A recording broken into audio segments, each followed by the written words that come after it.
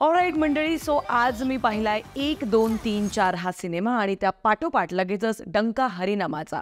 चला तर सगळ्यात आधी आपण 1, 2, 3, 4 या सिनेमाबद्दल चर्चा करूया.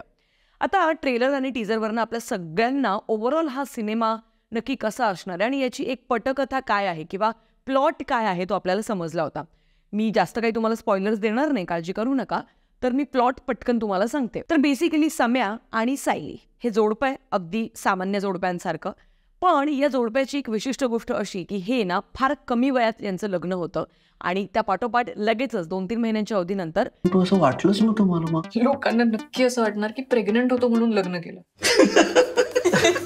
आता प्रेग्नेंट झाल्यानंतर त्यांना असं समजतं की बाबा रे, 1 नाही, 2 नाही, 3 नाही, तर तब्बल 4 म्हणजे एकाच वेळेला 4 एकदम.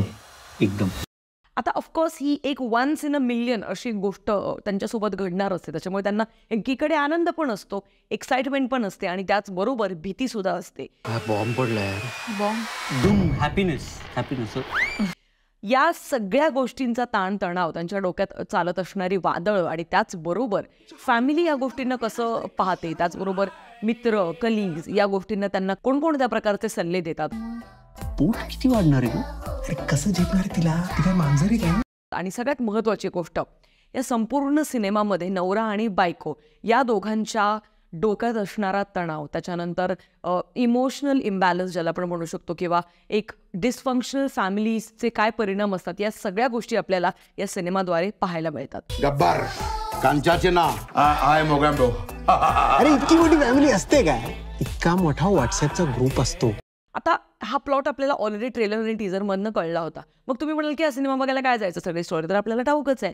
नाही, हा सिनेमा अत्यंत सुंदररित्या आणि कॉमिक वेने अत्यंत गंभीर विषयात हात घालतो. आधी प्लॅन्स थोडे वेगळे होते. पहिले आपलं स्वतःचं एक मूल, मग एक मूल दत्तक घ्यायचं. दत्तक द्यायची वेळ आली रे आता. वरुण नार्वेकर जे दिग्दर्शक आहेत, त्यांचं काम खूप आवडलं. आता वरुण नार्वेकर यांचा मुरांबा हा सिनेमा मी ऑलरेडी पाहिला होता आणि मुरांबा हा सिनेमा मी पुन्हा व्हिजिट करेन असा सिनेमा आहे. अत्यंत फ्रेश तो आपल्याला जाणवतो. त्याचप्रमाणे हाही सिनेमा आपल्याला फ्रेश स्टोरी घेऊन आलेला आहे. त्याच्यामुळे कुठच्याही प्रकारचा रिमेक नाही आहे बाबा रे, किंवा कुठच्याही प्रकारचं खूप अतिशयोक्ती केलेली नाही. अत्यंत साधा, सरळ आणि सोप्या भाषेत रेखाटलेला असा हा सिनेमा आहे. 6च्या 6 बाळांची तब्येत उत्तम आहे अगदी. 4 बाळ आहेत ना आपली. मागच्या सोनोग्राफीमध्ये नाही का चौघांच्या मागे लपून बसलेली. कास्टिंगमध्ये निपुण धर्माधिकारी आणि वैदेही परशुरामी आपल्याला सम्या आणि सायलीच्या स्वरूपात दिसतात. करण सोनवणे आहे. किती पोरं घातली सायलीच्या पोटात? 1, 2, 3, 4. त्याच्यानंतर मृणाल कुलकर्णी आहे, ऋषिकेश जोशी आहेत. या तिघांनाही फारशी स्पेस नाही मिळाली आहे ऑफकोर्स, पण जेवढी स्पेस त्यांना मिळाली तेवढ्यामध्ये त्यांनी कमाल केली. म्हणजे आपल्याला ते आवडतात आणि सिनेमागृहातून बाहेर आल्यानंतर सुद्धा त्यांची जी पात्र आहेत ती आपल्या डोक्यात तशीच ठळकपणे शाबूत असतात. आता मंडळी, सगळ्यात आधी पॉझिटिव्ह ॲस्पेक्ट्सवरती चर्चा करूया. नंबर 1, या सिनेमाचं जे बॅकग्राऊंड म्युझिक आहे ना, ते जाम भारी आहे.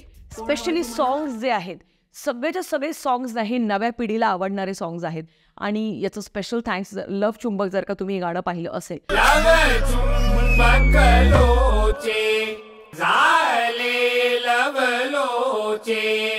डॉक्टरच्या क्लिनिकमधून बाहेर आल्यानंतर त्यांना सगळं 4-4 दिसायला लागतं आणि आपसूक आपलं सबकॉन्शियस माइंड हे 4 गोष्टींकडे ऑब्झर्वेशन करायला लागतं. त्याच्यामुळे ते जे गाणं आहे लव्ह चुंबक, ते तुम्हाला खूप जास्त तुम्ही रिलेट कराल त्या गाण्याला. आणि ते गाणं यशराज मुखाते, जर का तुम्हाला हा स्टार माहिती असेल, जो कोविडच्या काळात प्रचंड फेमस झाला, तर होय, त्याच्याकडनं हे गाणं बनवलेलं आहे. आणि मला जेन्युइनली असं वाटतं की त्याला खूप जास्त ऑपॉर्च्युनिटीज अजून द्यायला पाहिजे मराठी सिनेमासृष्टीमध्ये, बिकॉज हे डिझर्व्स इट. कारण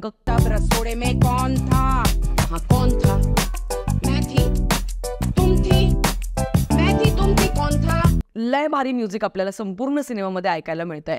आता जर का आपण एक डिरेक्टोरियल पॉईंट ऑफ व्ह्यूचा विचार केला तर काही सीन्स ना भलेही त्या छोट्याशा फ्लॅटमधनं त्यांनी कॅप्चर केलेले आहेत, पण स्पेशली जिथे सम्या आणि सायली दोघांना कळतं की ते प्रेग्नंट आहेत आणि त्या दोघांमधले जे संवाद आहेत, जे डायलॉग्स आहेत आणि ज्या पद्धतीचं कॅमेरा अँगल्स त्यांनी घेतलेत ना, राव, म्हणजे ते सीन्स पाहिल्यानंतर ना तुम्हाला आतून इतकं भरल्यासारखं वाटतं ना, लय भारी वाटतं राव. म्हणजे मी याच्यापेक्षा अजून शब्दात नाही मांडू शकत. सो मला वरुण नार्वेकर यांचा जो डिरेक्टोरियल पर्स्पेक्टिव्ह आहे तो खूप जास्त आवडला. कथा रचण्याची पद्धत सुद्धा मला खूप जास्त आवडली. एकाच वेळेला सायमल्टेनियसली 2 ठिकाणी पटकथा सुरू आहे, म्हणजे आत्ता सध्या आपण प्रेझेंटमध्ये आहोत, पण मग याचा संदर्भ, याचा डायलॉगचा संदर्भ काही महिन्यांपूर्वी झालेल्या त्या संवादाशी ज्या सुंदररित्या जोडल्या ते मला खूप आवडलं. आता मंडळी, या अख्ख्या सिनेमामध्ये कॉमेडी जेन्युइनली भारी आहे, कारण का निपुण धर्माधिकारी आहे, त्याच्यामुळे मला कॉमेडीच्याबद्दल खूप जास्त अपेक्षा होत्या आणि त्या पूर्ण झालेल्या आहेत या सिनेमाकडनं. आणि संपूर्ण डायलॉग्स, अख्ख्या सिनेमातले संवाद इतके रॉ आणि ऑर्गॅनिक आहेत, म्हणजे तुम्ही इतकं रिलेट करतात ना सम्या आणि सायलीसोबत, की यार इथे जर का हा गोंधळ सुरू आहे, हे टेन्शन सुरू आहे, त्याच्यामध्ये नक्की काय संवाद असायला पाहिजे. खूप असे अलंकारिक, काल्पनिक वगैरे डायलॉग्स अजिबात नाहीये आणि हीच सगळ्यात मोठी गोष्ट आहे या सिनेमाची. एक्सक्यूज मी मॅडम, हात कसा लावलात मला? तशा प्रकारचा मुलगा नाही हो. शुभंकर होती पण म्हणतो रोज संध्याकाळी. फर्स्ट हाफमध्ये कॅरेक्टर एस्टॅब्लिशमेंट वगैरे सगळं त्यांनी उत्तम केलेलंच आहे, त्याच्यामुळे तुम्हाला सगळ्या कॅरेक्टरसोबत तुम्ही नक्कीच खूप जास्त रिलेट करू पाहता. इतकं सगळं कौतुक केलेलंच आहे, तर आता बोलूया जरा निगेटिव्ह ॲस्पेक्ट्सबद्दल सुद्धा. ओके, खूप ठिकाणी तुम्हाला पटकथा ना स्लो वाटू लागते, म्हणजे स्पेशली फर्स्ट हाफ नंतर सेकंड हाफमध्ये ना सिनेमा काही ठिकाणी लिटरली तुमची साथ सोडतो आणि तुम्हाला असं स्वतःला सांगायला लागतं की नाही ठीक आहे, गिव्हअप करू नकोस, कदाचित अजून काही प्लॉट्स मध्ये ट्विस्ट्स वगैरे येतील आणि तुला कदाचित अजून अचंबित जरूर करतील. दुसरी अशी गोष्ट की फॅमिली बॅकग्राऊंड्सला काहीच एक्सप्लोअर केलेलं नाहीये.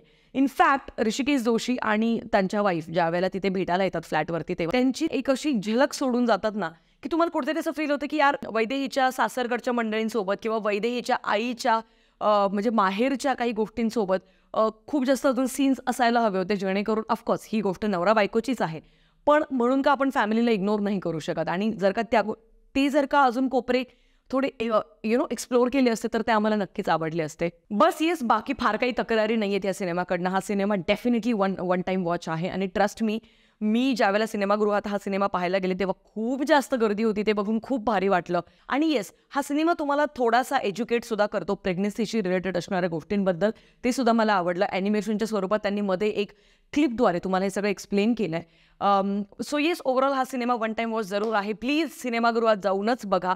3 स्टार्स देईन मी या सिनेमाला आउट ऑफ 5. हे होतं माझं मत 1, 2, 3, 4 या सिनेमाला घेऊन. बाकी तुमचं काय मत आहे ते मला कॉमेंट सेक्शनमध्ये कळवायला विसरू नका. आणि हो, एक प्रश्न सोडून जातीये, या सिनेमामध्ये एका ॲक्टरचा कॅमिओ आहे. खूप छोटा कॅमिओ आहे, पण तुम्हाला हसवून जातो आणि एक रिफ्रेशमेंट देतो. नक्की कोण तो ॲक्टर आहे कॉमेंट सेक्शनमध्ये मला कळवा. भेटूया पुढच्या व्हिडिओमध्ये. तोपर्यंत काळजी घ्या. Peace out.